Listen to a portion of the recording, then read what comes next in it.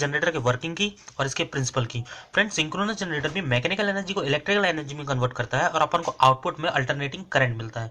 और ये जनरेटर भी इलेक्ट्रोमैग्नेटिक इंडक्शन प्रिंसिपल में काम करता है। चलिए देख लेते हैं इलेक्ट्रोमैग्नेटिक इंडक्शन प्रिंसिपल क्या होता है। फ्रेंड्स, मैग्नेटिक फील्ड के बीच में अगर कोई कंडक्टर रख दें अपन और इस कंडक्टर में फोर्स लगा दें तो इस कॉइल में ईएमएफ इंड्यूस हो जाता है, वोल्टेज प्रोड्यूस हो जाता है। और वो वोल्टेज क्यों प्रोड्यूस होगा? जब तक मैग्नेटिक फील्ड चेंज नहीं होगी तब तक वोल्टेज प्रोड्यूस नहीं होगा। और अपन एसी और डीसी जनरेटर की बात करें तो अपन मैग्नेटिक फील्ड उसमें कैसे चेंज करते थे?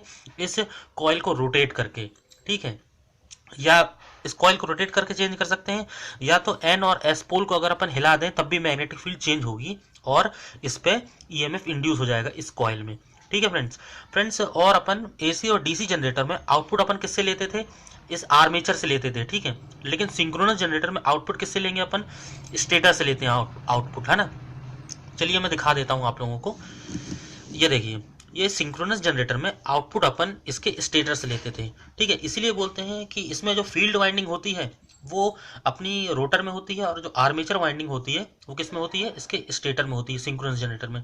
और जो अपना अल्टरनेटिंग करंट और एसी जनरेटर और डीसी जनरेटर था उसमें अपनी जो फील्ड वाइंडिंग थी वो किस में होती थी? उनके स्टेटर में होती थी। और अपनी जो आर्मेचर वाइंडिंग है उसके रोटर में होती थी। लेकिन सिंक्रोनस जनरेटर में बिल्कुल अपोजिट होता है। उसमें जो फील्ड वाइंडिंग होती है वो उसके रोटर में होती है और जो आर्मेचर वाइंडिंग है वो उसके किस में होती है? स्टेटर में होती है। और आउटपुट अपन को किससे मिलता है? इसके स्टेटर वाइंडिंग से इसका आउटपुट मिलता है। और फ्रेंड्स, इसकी जो वाइंडिंग होती है वो 120 डिग्री डिस्प्लेसमेंट होती है एक दूसरे से, ठीक है। और वो स्टार कनेक्टेड होती है। चलिए इसका मैं डायग्राम दिखा देता हूँ किस तरीके का होता है। फ्रेंड्स, इस तरीके का डायग्राम होता है। देखिए इसमें जो हर वाइंडिंग के आपको पता है कि दो टर्मिनल होते हैं, ठीक है, दो पार्ट होते हैं। एक देखिए, एक पार्ट ये हो गया, ठीक है, एक पार्ट इसका ये हो गया, और ऐसे ही वाई का है, ऐसे ही ब्लू का है, ठीक है। और इसमें जो ये तीन टर्मिनल है ये आउटपुट टर्मिनल है। ये स्टेटर का कनेक्शन में दिखा रहा हूँ आपको, ठीक है, क्योंकि स्टेटर से ही अपन को इसमें आउटपुट मिलता है। ये लिखा है आउटपुट टर्मिनल 3 फेज एसी, ठीक है। अब अपन का क्या होता है इसमें? इसके बीच में रोटर होता है। इसमें रोटर में फील्ड वाइंडिंग होती है। फील्ड वाइंडिंग क्यों होती है? क्योंकि रोटर ही इसमें फील्ड जनरेट करता है इस सिंक्रोनस जनरेटर में, ठीक है फ्रेंड्स।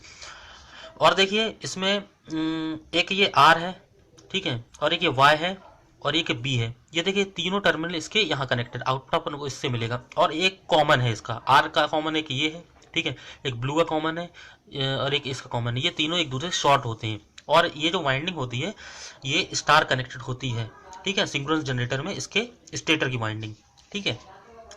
अब फ्रेंड्स, इसका एक कॉन्सेप्ट है जो सिंक्रोनस जनरेटर को अपन ये देखिए ये डीसी सप्लाई अपन इसके रोटर में देते हैं, ठीक है। जैसे ही अपन इसके डीसी सप्लाई देते हैं रोटर में तो एक तरफ एन पोल बन जाता है और एक तरफ एस पोल बन जाता है। आप लोगों को पता होगा डीसी सप्लाई देने से एक तरफ एन पोल बनता है और एक तरफ एस पोल बनता है। और ये जो पोल्स हैं ये चेंज नहीं होते हैं क्योंकि ये डीसी सप्लाई है। अगर एसी सप्लाई होती तो ये पोल्स चेंज होते हैं, मगर डीसी सप्लाई में ये पोल चेंज नहीं होंगे। और जो सिंक्रोनस जनरेटर में डीसी सप्लाई कितना देना है अपन को इसके आर्मेचर में 125 से लेकर 250 वोल्ट तक अपन देते हैं, ठीक है फ्रेंड्स। अब ये जो रोटर है ये रोटर रोटेट अपन करते हैं, किसके थ्रू करते हैं? या टरबाइन के थ्रू करेंगे। जितने भी अपने बड़े बड़े पावर प्लांट होते हैं उसमें सिंक्रोनस जनरेटर ही यूज होता है। उसमें एसी जनरेटर यूज नहीं होता नॉर्मल वाला, उसमें सिंक्रोनस जनरेटर यूज होता है क्योंकि इस अपन को बल्क अमाउंट ऑफ पावर अपन को जनरेट करना होता है, ठीक है। अब फ्रेंड्स, ये जो पोल है एन और एस पोल ये फिक्स होते हैं, ठीक है, ये आप ध्यान में रखिए। और अपन को वोल्टेज इसमें कितना देते हैं? 125 वोल्ट से लेके 250 वोल्ट। और ये रोटर है, रोटर को टरबाइन के थ्रू अपन को रोटेट करते हैं, ठीक है। अब थोड़ा मैं इसका वर्किंग दिखा देता हूँ, इसका वर्किंग कैसे करता है ये। मान लो ये जो है, मान लो ये आर है, ठीक है, इसके बीच में मान लो अपन का रोटर है, ठीक है। अब अपन को पावर कैसे जनरेट होगी? आप इधर देखिए, आप बहुत ही इजी वे में बता देता हूँ मैं आपको। देखिए मान लो ये रोटर इस तरीके से रखा हुआ है, ये स्टेटर वाइंडिंग है, ठीक है, ये रोटर है, ठीक है। अब देखिए ये जो रोटर है, ठीक है, जब इस पोजीशन पे होगा, एन इधर होगा, एस इधर होगा, और ये हॉरिजॉन्टल पोजीशन पे है तो मैक्सिमम वोल्टेज इंड्यूस होगा 90 डिग्री पे, ठीक है। अब जब ये रोटर इस पोजीशन पे आ जाएगा, ठीक है, तो ये फिर जीरो हो जाएगा, ठीक है। जीरो क्यों हो जाएगा? तो इस पोजीशन में क्या है, मैग्नेटिक फील्ड कट नहीं कर पाती है, कंडक्टर में, ठीक है, इस कंडक्टर में, स्टेटर कंडक्टर को, इसीलिए वोल्टेज यहाँ पर 0 होगा। अब ये जो रोटर है अगर इस पोजीशन पे आ जाएगा, ठीक है, तो ये करंट की डायरेक्शन चेंज हो गई, देखिए ये चेंज हो गई और अपन को 90 डिग्री मैक्सिमम मिलने लगा, अपन को वोल्टेज इंड्यूस हो गया, ठीक है। और ये नेगेटिव डायरेक्शन क्यों हुई, क्योंकि ये रोटर रोटेट हो गया, एन इधर आ गया है और एस इधर आया है। अब ये पोजीशन ऐसी हो गई इसकी, तो ये फिर देखिए 0 हो जाएगा, ठीक है।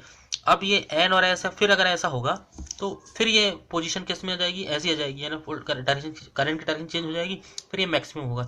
यानी जब ये कॉइल हॉरिजॉन्टल पोजीशन पर होगी तो मैक्सिमम वोल्टेज इंड्यूस होगा, और जब ये वर्टिकल हो जाएगी तो वोल्टेज 0 हो जाएगा, है ना। और करंट की डायरेक्शन आपको पता चल गई, ये चेंज कैसे हो गई, क्योंकि एस इधर आ गया, एन इधर आ गया, तो करंट की डायरेक्शन इसमें चेंज हो गई है ना। फ्रेंड्स, सिंक्रोनस जनरेटर जितने भी अपने हाइडल पावर प्लांट है, बड़े बड़े पावर प्लांट है, तो सिंक्रोनस जनरेटर वहीं यूज होता है। और मैंने इसके पहले भी बता चुका हूँ, इसमें जो ये फील्ड वाइंडिंग हो, इसमें जो ये आर्मेचर वाइंडिंग इसमें होती है, ये कहाँ होती है सिंक्रोनस जनरेटर में, इसके स्टेटर में होती है। और जो इसका रोटर होता है उसमें कौन सी वाइंडिंग होती है, अपनी फील्ड वाइंडिंग होती है, ठीक है। यहाँ पर अपनी आर्मेचर वाइंडिंग होगी और यहाँ पर रोटर में जो होगी वो फील्ड वाइंडिंग होगी, क्योंकि रोटर ही फील्ड जनरेट करता है और उसमें अपन डीसी सप्लाई देते हैं 125 वोल्ट से लेके 250 वोल्ट। ये वाला भी कॉन्सेप्ट आपको समझ में आ गया होगा, कब कैसा रोटर पोजीशन होगा तो अपन का वोल्टेज कैसा इंड्यूस होगा, ठीक है। फ्रेंड्स, आप लोग बस इतना याद रख लीजिए इसमें कि इसमें रोटर फील्ड जनरेट करता है और जो स्टेटर वाइंडिंग है वो अपनी आउटपुट टर्मिनल स्टेटर वाइंडिंग से ही मिलता है, ठीक है। फ्रेंड्स, इस वीडियो को देखने के बाद आप लोगों को नॉलेज हो गया होगा कि सिंक्रोनस जनरेटर की वर्किंग क्या होती है, इसके प्रिंसिपल क्या होता है। फ्रेंड्स, अगर वीडियो अच्छा लगे तो सब्सक्राइब करके बेल आइकन जरूर दबाएं, क्योंकि इलेक्ट्रिकल इंजीनियरिंग